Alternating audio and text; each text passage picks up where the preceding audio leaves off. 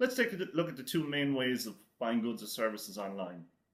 In the first example here, you log on to an online shop and you select something to buy.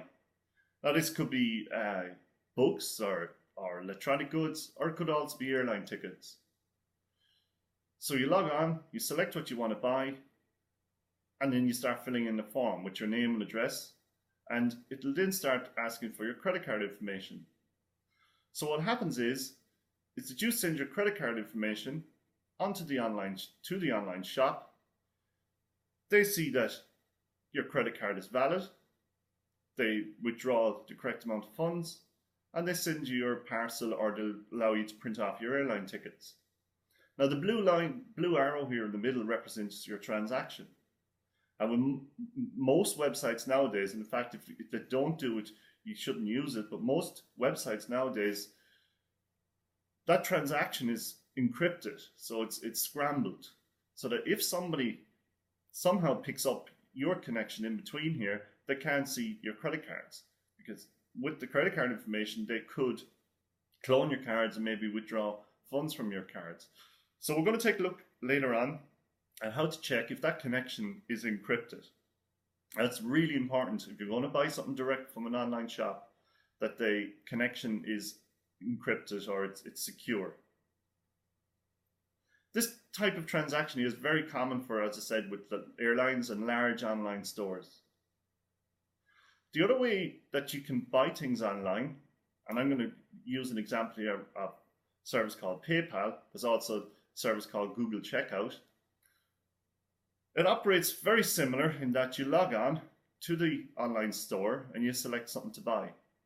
But when it comes to paying for the item, you use your PayPal account. So I'm going to take a look as well at how you can set up your PayPal account. So the transaction now, you send your credit card information to PayPal. PayPal then take out the correct amount for your transaction, and they send that on to the online retailer. Once the online retailer sees that their PayPal account has been updated, they will send you through your parcel or allow you to print off your airline tickets. Now the big difference here is that your credit card information only went as far as PayPal. The online retailer never got to transact your credit cards, had no idea what type of credit card you used. So this is really a useful service if you're going to be buying things from eBay or small online retailers. Most online retailers now support some sort of PayPal or Google Checkout, but some form of payment option where you don't have to give them your credit cards directly. So again, it's important to understand the two methods of buying online. You can choose to transact your credit cards directly with the online retailer, or you can use a PayPal account. I would recommend you use a PayPal or Google Checkout type account for smaller retailers. And for the larger retailers, if you're buying airline tickets, you can transact your credit cards directly with them. Okay, we're now going to take a look at how to set up a PayPal account. And I'm also going to show you how you can check, if you're buying something online, that the connection is secure, so that it's what's known as encrypted. Your information cannot be picked up by somebody else.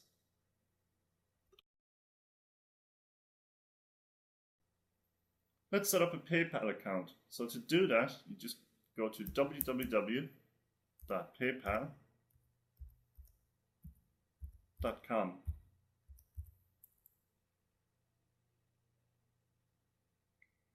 Now on the left hand side here, there's an option to sign up. So we need to do that. If you already have an account, you also have the log on option here. So I'm going to go for sign up first. Then you have a number of options here. You can go for personal, premier, or business. Personal is sufficient if you just want to buy things online, where if you want to start selling online, use the premier option. Now, if you're buying things online with PayPal, you don't get charged. The seller gets the charge from PayPal. So if you do choose the premier account, you start selling, PayPal will charge you per transaction for any items you sell.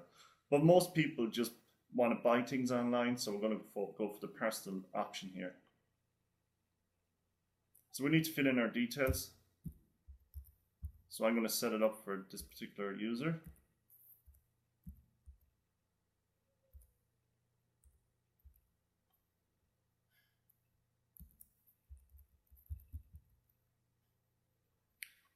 And with any of these things, you need to have your password. Now, they're quite strict with passwords. You must have 8 characters in it because it's a really important account. You don't want people getting access to your PayPal account.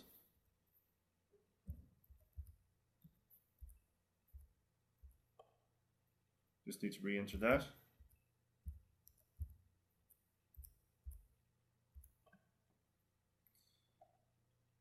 We need to put in our first name, last name.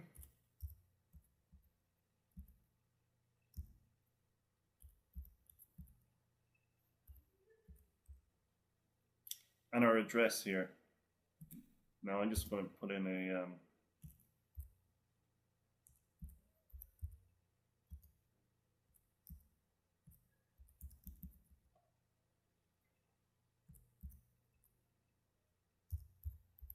just fill in details.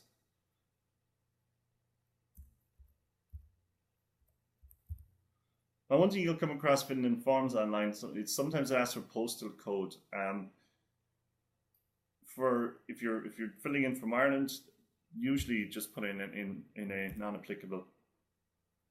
It also asks you here for a phone number.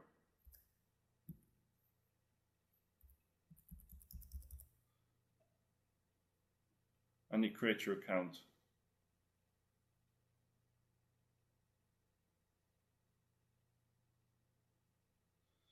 So it gives you 2 options here. You can transfer money from your bank account,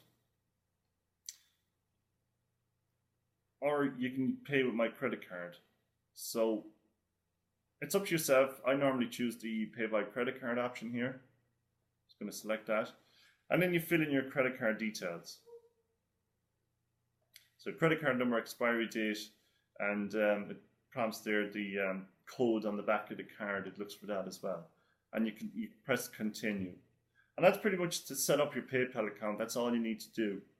I'm not going to fill in credit card number here, but if it was and press continue, that's your account set up. Now, while we're here, just also want to show you here something, because we are going to fill in our credit card's number. And before you fill in your number and press a button to go to the next screen, you should check to make sure that the connection is secure. So there's 2 things you need to check. Firstly, up here at the top, where we type in our web addresses, the start of the line here says HTTPS. Now, if you go to, let's say, google.com, that's just for searching. You don't type in credit cards right in there. It'll be just HTTP. The S here, it's only a small little thing at the top, but the S here means that it's a secure connection. So you need to check that. Now, it also has a little icon here to say that it's secure. It's within the page.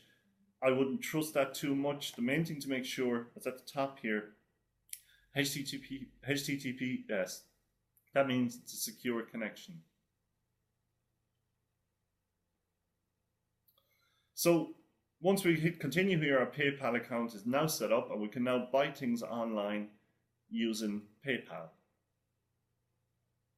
So now let's take a look at buying an item from eBay. It's very like buying an item from an online store, except if you buy with eBay, there's a couple of the things you need to check. So I'm going to cover both buying things online and buying things from an auction site in the demonstration by using eBay.